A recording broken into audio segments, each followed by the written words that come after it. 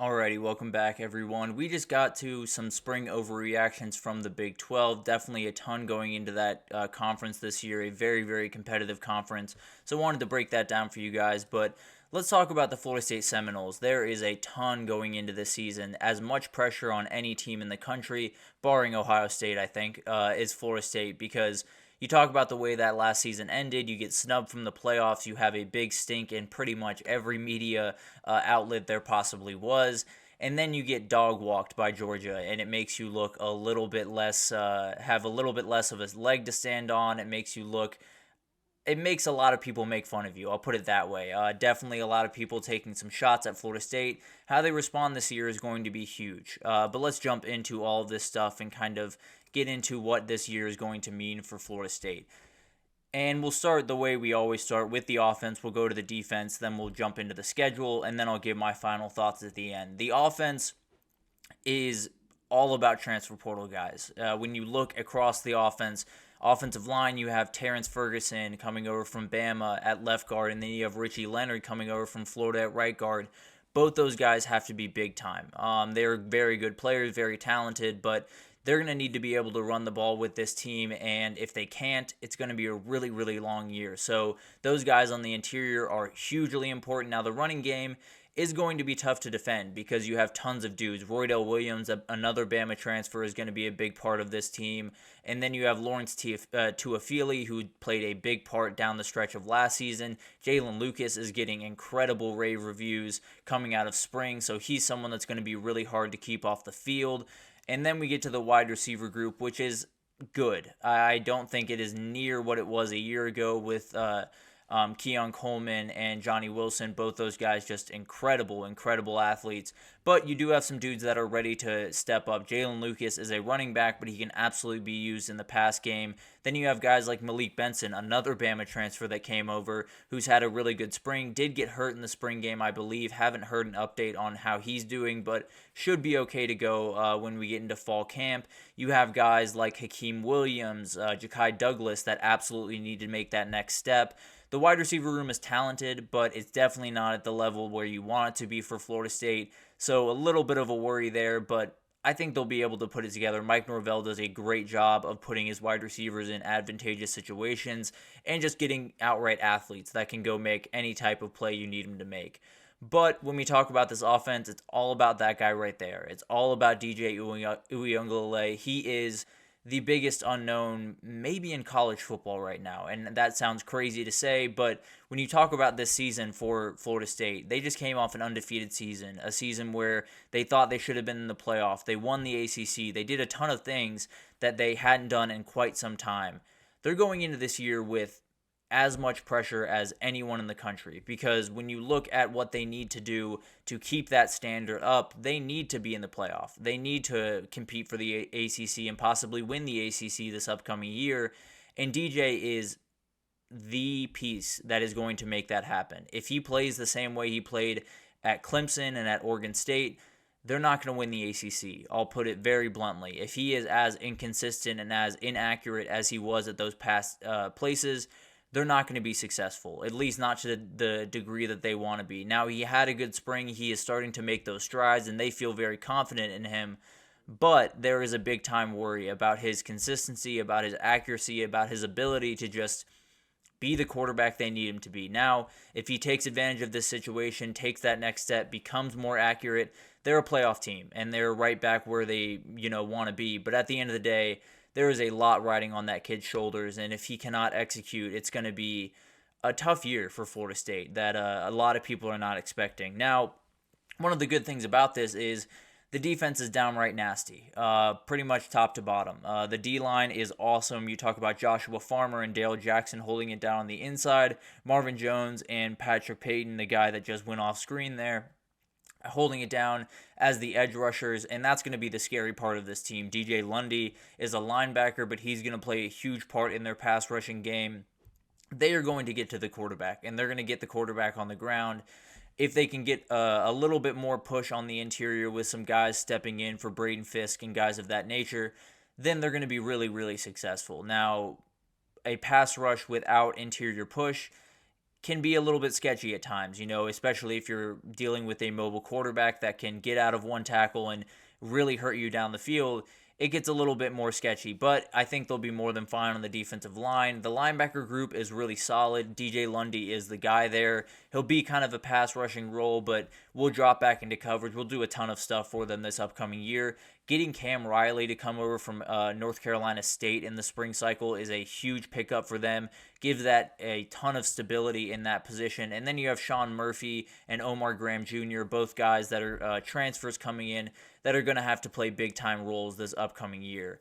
And then you have the back end, and it is outright for real. It is awesome. You have Fentrell Cypress that is kind of leading the way. Probably will be their cornerback one, if I'm being totally honest. You have Azariah Thomas, who had an incredible spring. Saheem Brown is ready to take that next step and become one of the best DBs in the entire ACC. Earl Little coming in. Devontae Brown also coming in from the portal. All these guys are going to play big-time roles for them. And this group is likely going to be the best, if not one of the best, in the entire ACC and in the entire country. They have tons of ability, tons of athleticism, and when you have the pass rush that I expect them to have, it's going to be tough to defend this team. There's no two ways about that. So really like this team overall. They're pretty much in a relatively similar position they were, in last year, but the big question mark is that quarterback where you don't have Jordan Travis. You have DJ, who is a little bit less dynamic, is a little bit less accurate, is just a little bit lower than Travis on some of the things that you need him to be better at. But let's jump into the schedule and kind of break down what that looks like. I think that starting little bit is going to be tougher than some people give it credit for. Overall, it's a very weird schedule just in general. You start on week 0, so you have 3 byes. You play on, a Friday. You play on a Monday. So, they bounce around a lot, and it's going to be a very, very interesting year for them. But it starts in Ireland with Georgia Tech. I've talked about that game. It is a little bit more sketchy than people are giving it credit for, but then they fly back and play Boston College on a Monday, and both those games should be wins. On paper, they beat those teams probably 10 times out of 10, but there are a lot of other variables that are coming into play here, and I think it's going to be sketchier getting through those than people expect. But at the end of the day, if they do get through those unscathed, they do have a bye, and then you play a very sneaky Memphis team that is building up a very, very good roster over there, and they should be okay, but that one's sketchy as well. And then you get into ACC play again with, you have 2 to start the year, which is a weird little wrinkle there as well. But then you have Cal and SMU, 2 new teams. Cal at home and then at SMU are super important games. They definitely need to get wins there because the game right after is at Clemson. So you definitely need to get your stuff together, or Clemson at home, excuse me.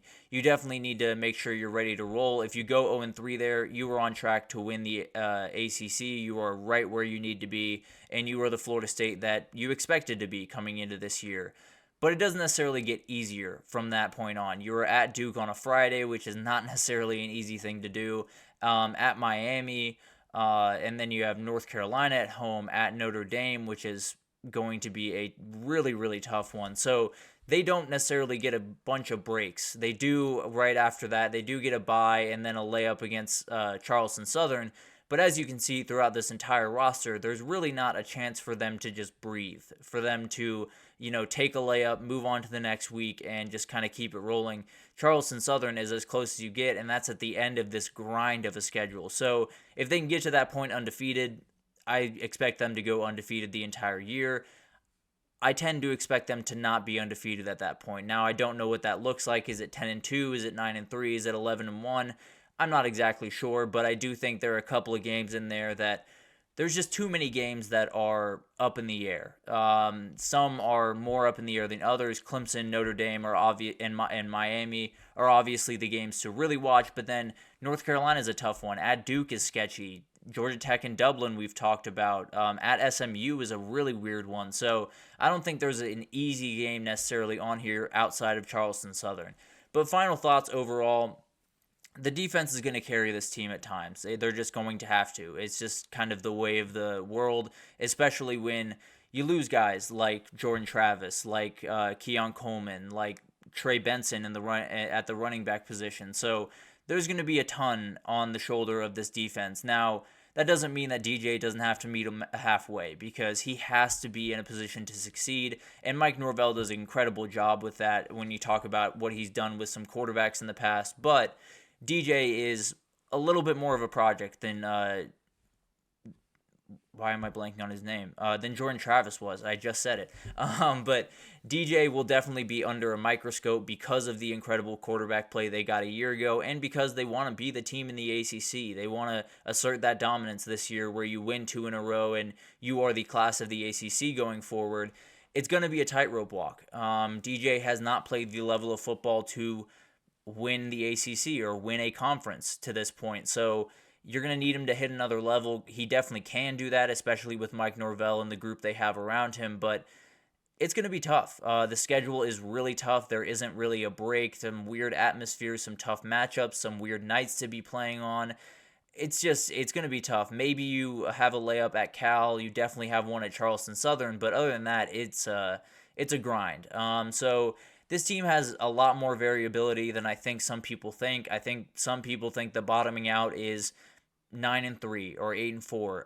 It could get more ugly than that, depending on how poorly this DJ experiment goes. But to be honest, I expect it to go much better than it has in his past 2 stops. I expect him to raise his level of play. How much he needs to raise it is a big question mark to me, but we'll find out, I suppose. I think one of the big things going into this year for Florida State in particular is you got to play with some anger. Play with that chip on your shoulder. Play angry, because in your eyes, you got screwed last year. You got left out of the playoff, and you absolutely should have been in.